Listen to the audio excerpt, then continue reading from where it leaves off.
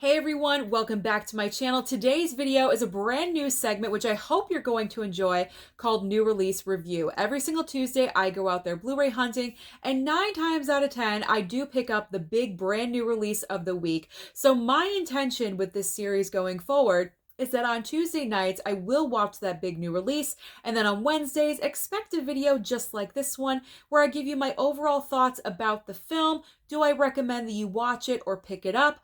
And then letting you know what physical media formats are available and is there any bonus features. So how appropriate, and I'm so excited to start this brand new video segment with one of my favorite horror movie franchises of all time, and that is Scream. But before I get into my thoughts, if you randomly stumbled upon my channel and you're liking what you're seeing so far, then consider hitting that red subscribe down below, as well as the like button and also that notification bell so you don't miss any videos in the future. So let's talk about Scream, or Scream 5, whatever you want to call it. Okay. So the reason why Scream is one of my favorite franchises pretty much ever, it doesn't even matter what genre, one of my favorite franchises, is that not only is it scary, but it's a murder mystery. Because with Halloween, you know it's Michael Myers. With Friday the 13th, you know it's Jason Voorhees. But with Scream, you never know who Ghostface is. It literally could be anyone that you've seen on camera. And that's the great fun part about it, because you're trying to figure out amongst the group, amongst all the cast, who is the murderer? Who is doing this? So it's kind of interactive in that way. So that's just why I love Scream. And it's been around in my life since 1996, since I was 16 years old. So let's move on to Scream 5. I've told you why I love Scream, so let's get on to Scream 5. So this is directed by the duo that put out Ready or Not. And I thought that was a great matchup because these directors really know how to balance horror movies and humor. And that is a big part of what Scream is all about, especially in that very first movie. Now, these directors, not only do they know how to balance, but also they wanted to honor Wes Craven, because Wes Craven was the director of the first 4 films. We lost him tragically years ago. And so they really wanted to honor the legacy of Wes, but also put their own stamp on the franchise. And they absolutely accomplish that 100%. So that was a success right there. It was very worrisome who was going to take up the mantle from Wes Craven, and these two definitely did a great job. So I'm not going to spoil. I'm not going to reveal who Ghostface is. I would not do that to you because I know that some of you have not seen the film. So I'm going to be as vague as possible. I'm just going to point out some highlights and what they really did well in the film. And I will talk about Ghostface at the very end, but I will not reveal who it is. Okay, so don't worry. This is going to be spoiler free. Now, one thing, a major thing that Scream 5 did extremely well was an awesome opening sequence. And the key ingredient to that was having a victim that you just want to save and you want to protect, and they cast Jenna Ortega, and I thought that was an amazing choice. As soon as she comes on camera, you want to protect her. To me, she looks like a little peanut, like your little sister, and you just want to embrace her and love her.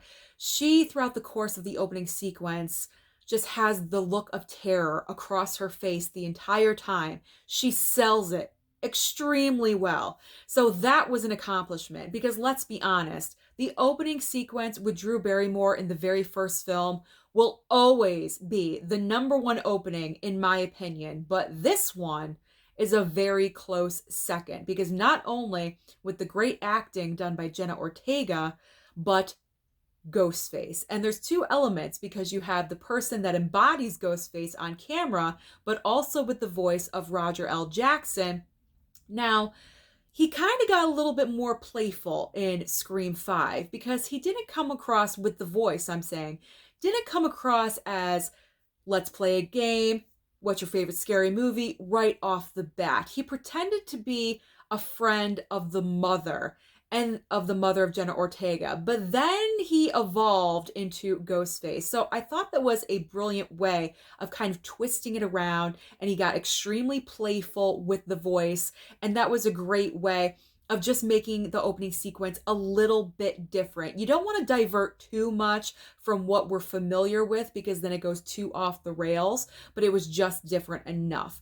And then just the overall presence of the Ghostface silhouette, the person wearing the costume, what we see on camera, the angles that they use with the camera, I loved, because this was telling you that Ghostface was back, because it's been 10 years since we had Scream 4, and the way they were angling that camera pretty much throughout the entire movie, how Ghostface maneuvered, walked around, it was incredible. It was very disturbing and scary.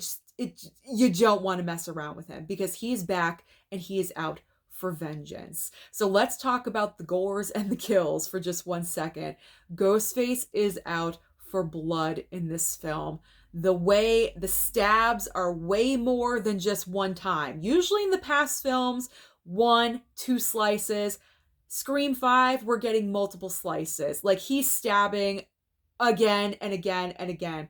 It's crazy. He's kind of borderline Michael Myers in Halloween Kills, I gotta be honest. And then getting kind of creative.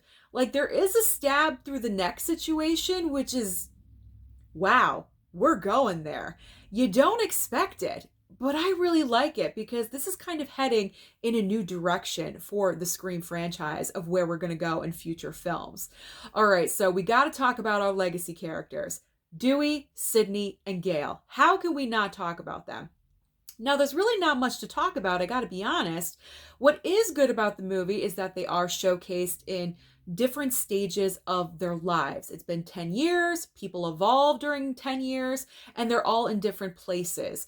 Now, the thing with Scream 5 is that they are not the focus of the film. The focus of the film is on the brand new batch of teenagers at Woodsboro High, but obviously the Legacy Trio do come back and they're in the mix because they want to solve who is Ghostface. They want to stop it. So they're kind of on the outskirts. This is because Scream 5 is the transition movie. They're handing over the baton from one generation to another because we are getting Scream 6. If you did not know, we are getting Scream 6 in less than a year. So I believe with Scream 6 and going forward, we're really not going to be seeing much of the past characters. We're going to be moving on to a new stage of Scream with the brand new generation. So the way that they handled the entire passing of the baton from one to another, it was done perfectly in this movie. I probably wouldn't have changed a thing, maybe except at the very end, there was kind of an unlikely situation that happened. But overall, it was very well done. Extremely classy is what I'm going to say. All right, so let's go to Ghostface. The reveal and the reason of why they're doing what they're doing. I'm behind the reason. There's always a reason as to why Ghostface initially starts killing. It's not for a random act just because they're bored. It's for a certain reason. And especially nowadays, because movie lovers like myself and you, we're so passionate about film and about certain franchises. I'm going to dance around the reason because I don't want to spoil that either, but it's very understandable. So the reason as to why Ghostface is doing what they're doing, I get it. I'm all for it. I'm behind that reason. But the reveal of who Ghostface actually is. Now, I gotta say, I enjoyed the reveal better watching it at home than I did in the theater, especially the first time. And I believe that reason is because the first time you're so excited. I was so excited, sitting down. Yes, it's been 10 years. Give it to me. And I was trying to figure it out. I was trying to put pieces together of who Ghostface is. I'm trying not to spoil anything. Who Ghostface is. I'm trying to put the pieces together. But at home, I know who it is already. So I just watched the movie and embraced it for what it was. And overall, the entire film, I enjoyed it a lot better than I did in the movie theater. So, I mean, Scream is a great addition to the franchise. I'm behind it 100%. I'm looking forward to seeing where they're going to be going in the future. My overall thoughts about the movie, I think it's a great addition to the franchise. It's number 2 now. I did put it in the 3rd spot. I had 1, 4, and then 5. I'm switching. 1, 5, 4, 2, and then 3. Unfortunately, we all know 3 is in last place. It's way too comedic. But I really, really enjoy what they did with this film.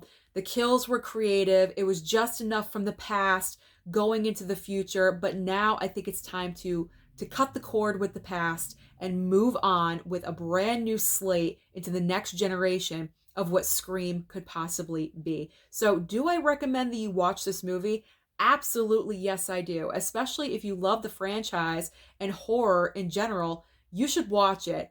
Definitely pick it up on physical media. So let's talk about physical media. What formats is it available on? Well, 2 of them I could show you because I picked them up yesterday. So we do have, first of all, the Steelbook. So here is the Steelbook, what it looks like on the front. I love it. Ghostface, prominent with that knife, Scream. Here is the side, there we go, and then the back. Wait until you see this. It looks amazing. I just love how it's Ghostface on either side. Yes. No Sydney, no Gale, no Dewey. It's all about Ghostface. I love it. And then on the inside, we do have the cast of characters with the Ghostface mask. If you could see that with the ring light, there we go. In the Steelbook, you do have the 4K as well as the Blu-ray format. However, with the 4K slipcover, you only get the 4K. There is no Blu-ray. So here is the 4K with the very nice slipcover. There we go. If you want regular Blu-ray with the slip, it's the exact same look, just to let you know.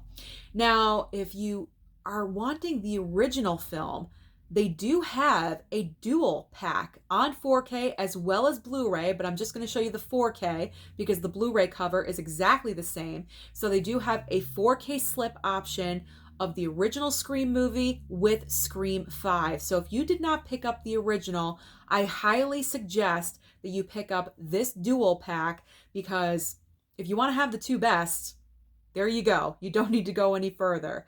So what about bonus features? Are there any awesome bonus features on this? There is a director commentary. We got some deleted scenes. There's a tribute to Wes Craven, as well as some behind the scenes featurettes. So it's got some great material that you can feast your eyes on once you're done with the movie. So definitely go out there and get Scream. I highly recommend it to you. It's always a fun watch, always a good time. Thank you so much for watching this new video segment. Comment down below and let me know your thoughts. This was a first run. I was kind of rambling, but let me know if I did a good job with this or not. I hope I did. Don't forget to like and subscribe before you leave, and I'll see you next time.